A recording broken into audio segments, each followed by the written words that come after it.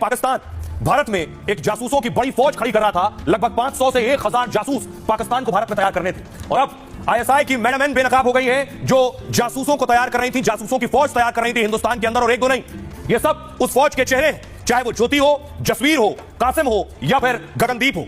कौन है madam N? तस्वीर में आपको दिखाऊं जिन्होंने इन सबको ट्रैप में लिया। ये जो बीच में तस्वीर आप देख रहे हैं, ये है मैडम एन। इनका नाम है नौशाबा। नौशाबा आईएसआई के इशारे पर काम कर रही थी। नौशाबा भारत में बड़ी फौज तैयार कर रही थी, यानी जासूसों की आर्मी तैयार कर रही थी भारत के अंदर। अगली तस्वीर देखिए, यह है नौशाबा। इनका नाम है नौशाबा शहबाज मसूद। अब आप देखिए, भारत में जो पकड़े गए, ज्योति गिरफ्तार हो गई जासूसी में, जसबीर गिरफ्तार हो गए जासूसी में, गगनदीप गिरफ्तार हो चुके हैं और शकूर गिरफ्तार हो चुके हैं। फुल स्क्रीन लीजिए, ये सिर्फ 4 लोग हैं। मैं आपको ऐसे 40 और 400 नाम भी बता सकता हूं। पाकिस्तान किस तरह से मैडम एन के जरिए भारत में पूरी जासूसों की आर्मी बना रहा था। मिल गई भारत में जासूसों का जाल बिछाने वाली सरदार, बेनकाब हो गई भारत के खिलाफ साजिश रचने वाली। कैसे ज्योति, जसबीर और न जाने कितने नाम बन गए पाकिस्तान की मैडम एन के गुलाम। पाकिस्तान लंबे समय से भारत में जासूसों की फौज खड़ी कर रहा था, और आईएसआई के इशारे पर इसकी जिम्मेदारी मैडम एन यानी नौशाबा को मिली थी। नौशाबा ही भारतीयों को जाल में फंसाकर जासूसी के गैंग में शामिल कर रही थी। लेकिन मैडम एन और मुनीर की साजिश की प्लान डिकोड हो चुका है, और जैसे जैसे मैडम एन की कुंडली हिंदुस्तान में खुल रही है, पाकिस्तान में बैठे जासूसी ठेकेदारों में दहशत बढ़ती जा रही है।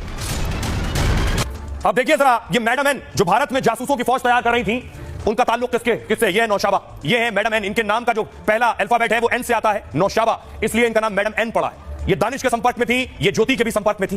ये बाकायदा एक ट्रैवल एजेंसी चलाती है। अगली तस्वीर दिखाऊं मैं आपको, ये है जयाना ट्रैवल एजेंसी। इस ट्रैवल एजेंसी की आड़ में भारत से पाकिस्तान लोगों को बुलाती थी और अपने ट्रैप में फंसाती थी। अगली तस्वीर में आपको दिखाऊं, ये है नौशाबा का पासपोर्ट, पाकिस्तानी पासपोर्ट है, जो चीख चीख कर बता रहा है कि पाकिस्तानी नागरिक है, और दावा है कि आईएसआई के शहपर और आईएसआई के साथ मिलकर भारत में एक बड़ी तैयारी में थी, भारत के खिलाफ एक बड़ी साजिश कर रही थी नौशाबा।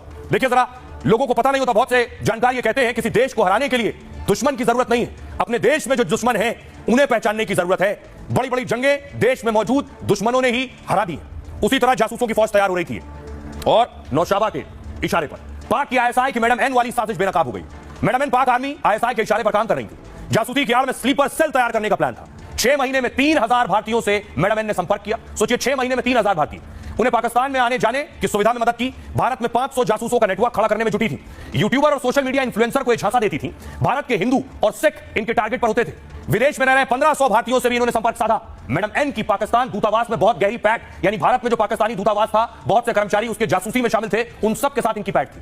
वो ऐसे लोगों के वीजा संबंधी समस्या दूर कराती थी। मैडम एन का नाम नौशाबा शहजाद मसूद है। नौशाबा सीधे फर्स्ट सेक्रेटरी वीजा सुहेल कमर के संपर्क में थी। काउंसलर ट्रेड उमर से भी नौशाबा का संपर्क था। मतलब नौशाबा जिसको कहती है, एक फोन पर वीजा मिल जाता था। आईएसआई अधिकारी दानिश से सीधे इनकी बात होती थी। कई गिरफ्तार जासूसों से पूछताछ में नौशाबा का नाम सामने आया। जांच एजेंसी अब नौशाबा की कुंडली खंगालने में जुटी है कि आखिर नौशाबा किस तरह से भारत में पूरा नेटवर्क चला रही थी। आइए, अब मैं आपको ले जाया गया है, इसकी गिरफ्तार चल रहा था एक और जासूस। ये आप देख रहे हैं, जासूस को